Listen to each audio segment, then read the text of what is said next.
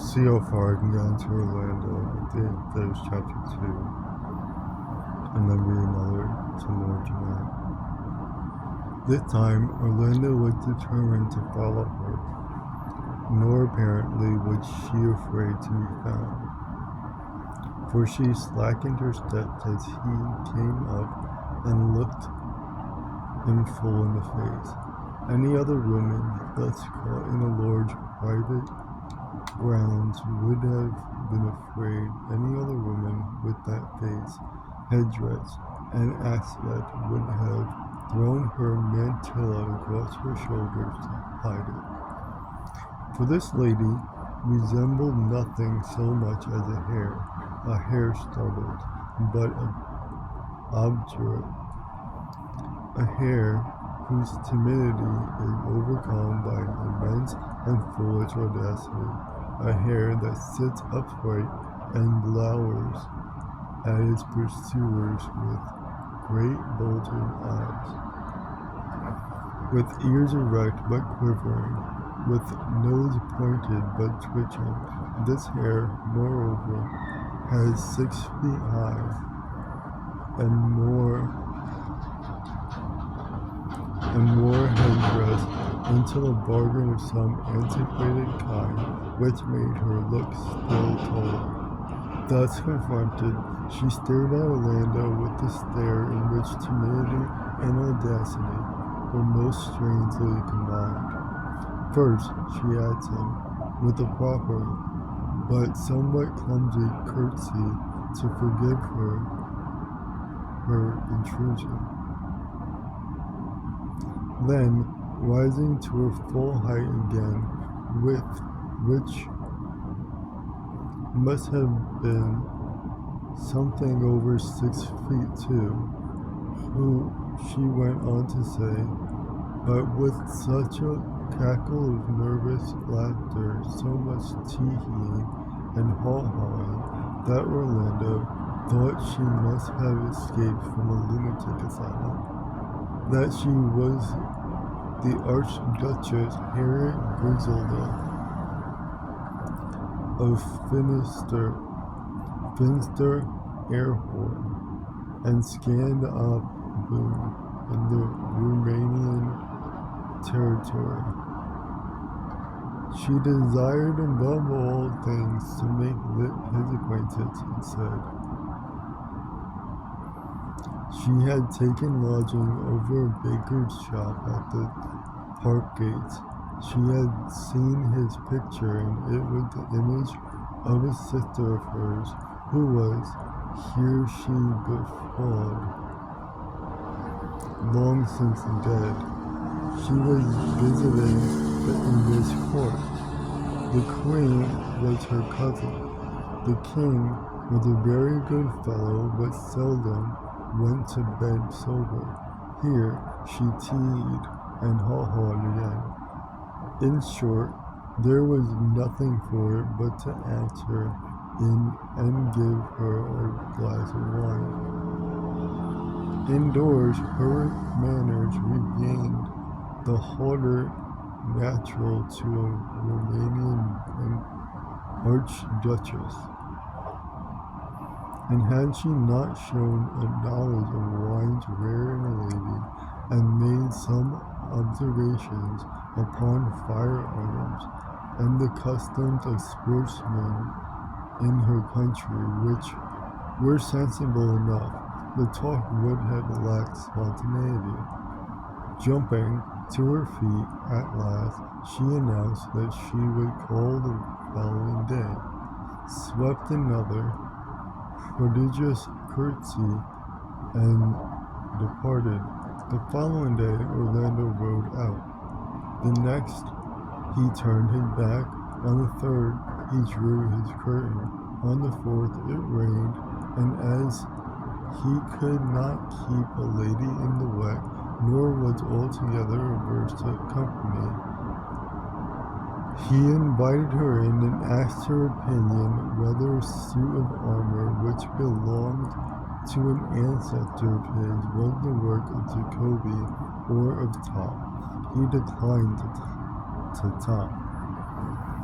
She held another opinion. It mattered very little which, but it is of some importance to the course of our story that in illustrating her argument, which had to do with the working of the two-piece, the Archduchess Harriet took the golden chin case and fitted it to Orlando's leg. That he had a pair of shapeliest legs that any nobleman was ever stood upright upon was already been said.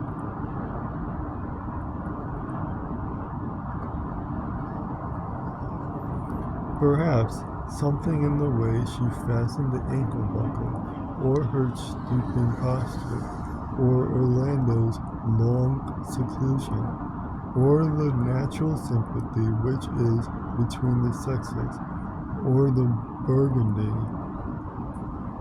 or the fire, any of these causes may have been to blame.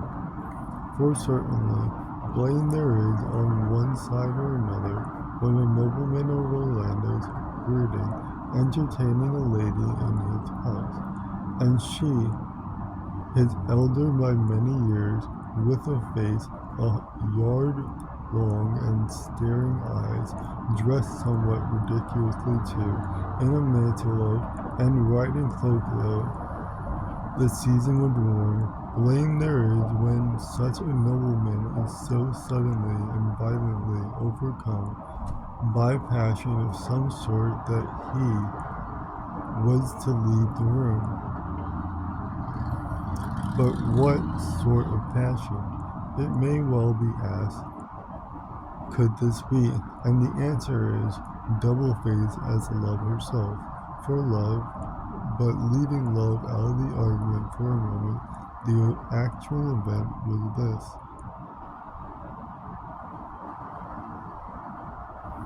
When the Archduchess Harriet Griselda stopped to fasten the buckle, Orlando heard, suddenly and unaccountably, far off the beating of love's wings, the distant stir of that soft plumage roused in him 1,000 memories of rushing waters, of loveliness in the snow, and faithlessness in the flood. And the sound came nearer, and he blushed and trembled, and he was moved as he had thought, never to be moved again, and he was ready to raise his hands and let the bird of beauty alight upon his shoulders when, horror, a creaking sound like that the crows make tumbling over the trees began to reverberate.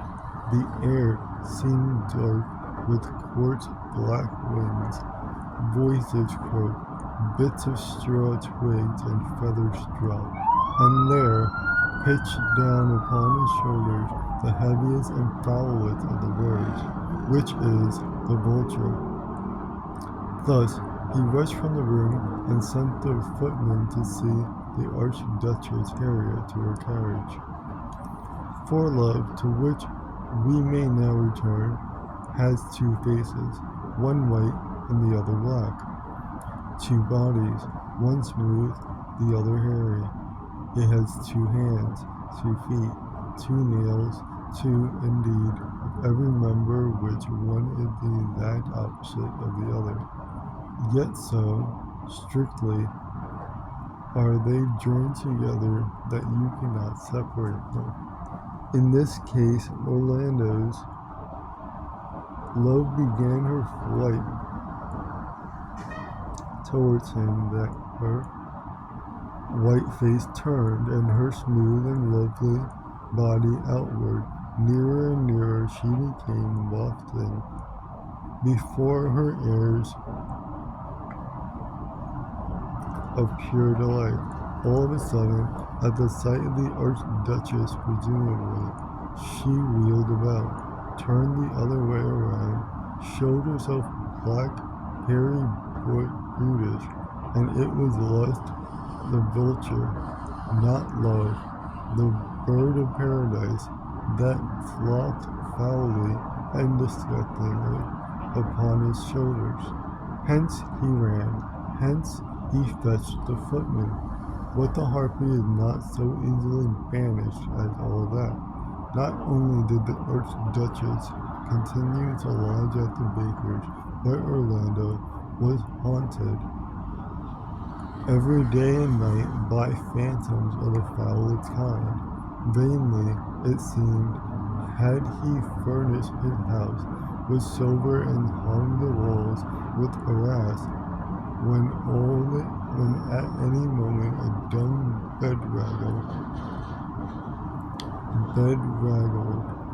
fowl could settle upon his writing table. There she was, flopping about among the chairs. He saw her waddling ungracefully across the galleries. Now she perched, top-heavy, upon his fire screen. When he chased her out, back she came and pecked at the glass till she broke it. Thus, realizing that his home was uninhabitable and that steps must be taken to end the matter instantly, he did what any other young man would have done in this place, and asked King Charles to send him as ambassador extraordinary to Constantinople. The king was walking in Whitehall. Nell Gwynn was on his arm. She was pelting him with hazelnuts. It was 1,000 pities that amorous lady sighed that such a pair of legs should leave the country. Howbeit, the fates were hard. She could do more than toss one kiss over her shoulder before Orlando sailed.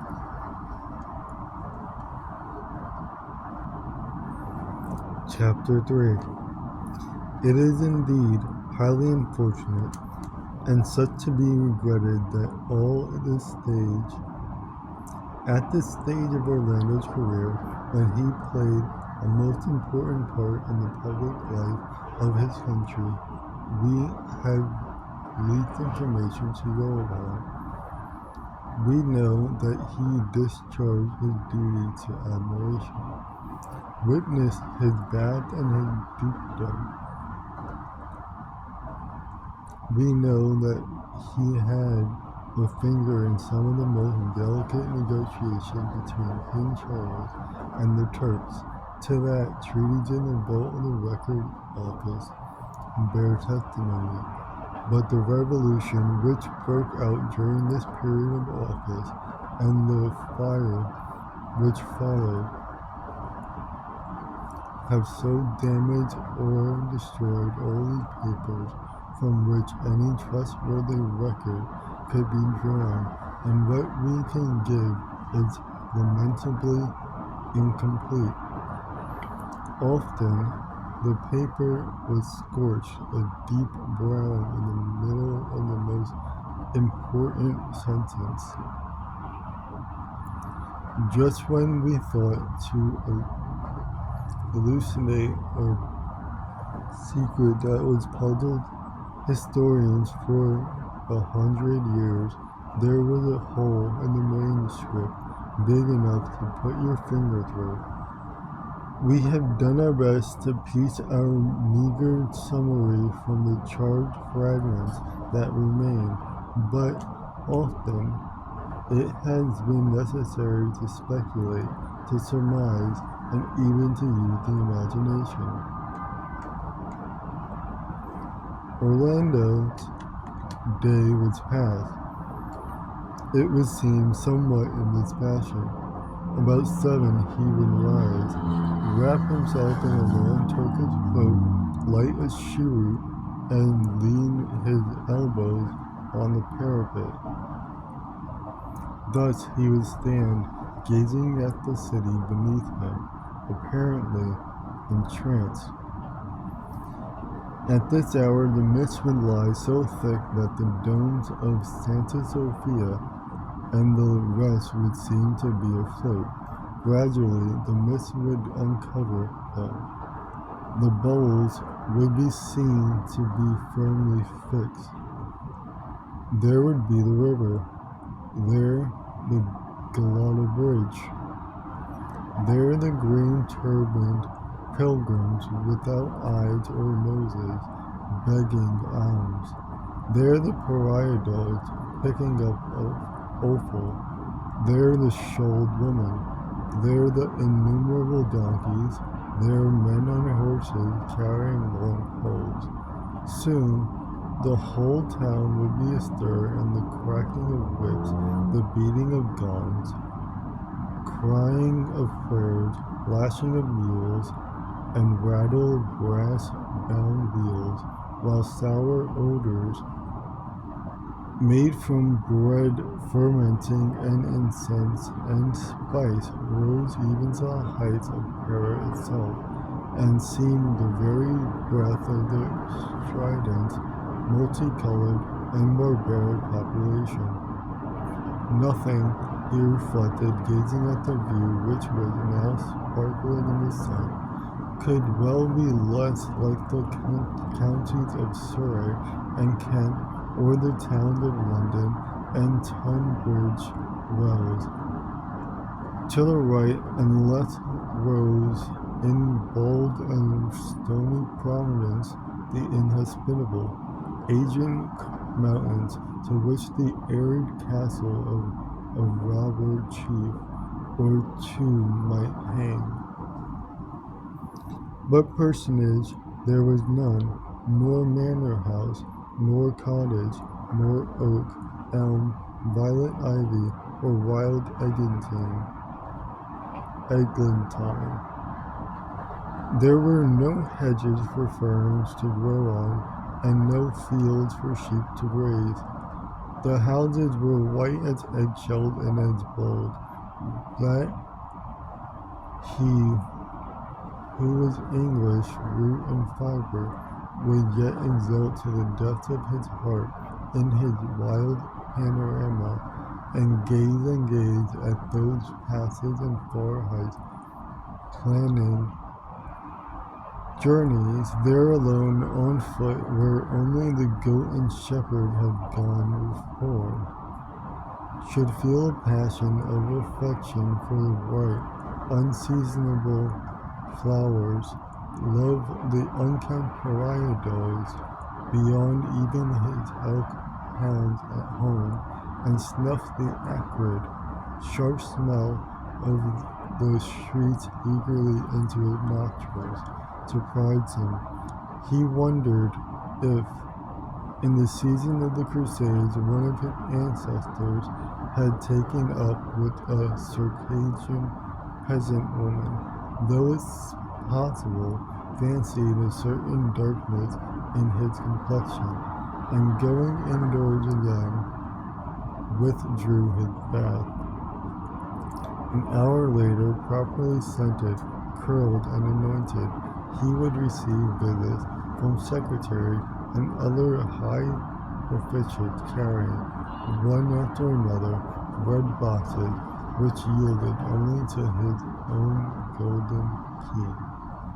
Within were papers of the highest importance, of which only fragments, here flourished, there a seal firmly attached to a piece of burnt silk, now remained.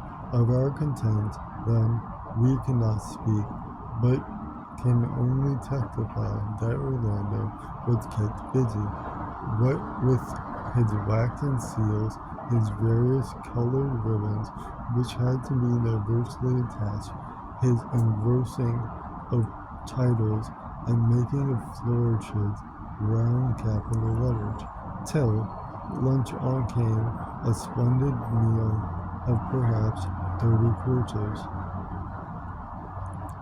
After luncheon, lackeys announced that his coach and six was at the door, and he went, preceded by a purple janissaries, running on foot and waving great ostrich feathers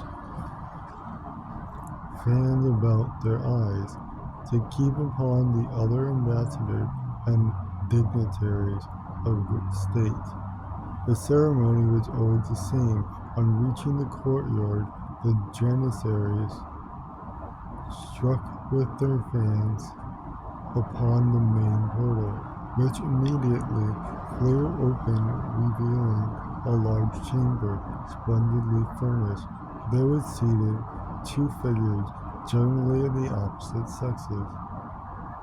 Generally, profound bows and curtsy there were exchanged. In the first room, it was permissible only to mention the weather. Having said that it was fine or wet, hot or cold, the ambassador then passed on to the next chamber, where again 2 figures rose to greet him.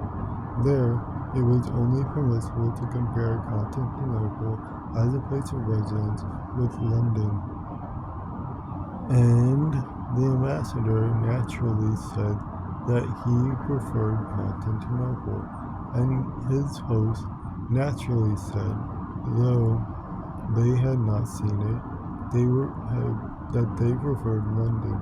In the next chamber, King Charles and the Sultan's health had to be discussed at some length. In the next were discussed the ambassador's health and that of his host's wife, but more briefly. In the next, the ambassador complimented his host upon his furniture and the most complimented, and the host complimented the ambassador upon his dress. In the next, sweetmeats were offered, the host deploring their badness, the ambassador extolling their goodness. The ceremony ended at length with the smoking of a hookah and the drinking of a glass of coffee. But though the motions of smoking and drinking were gone through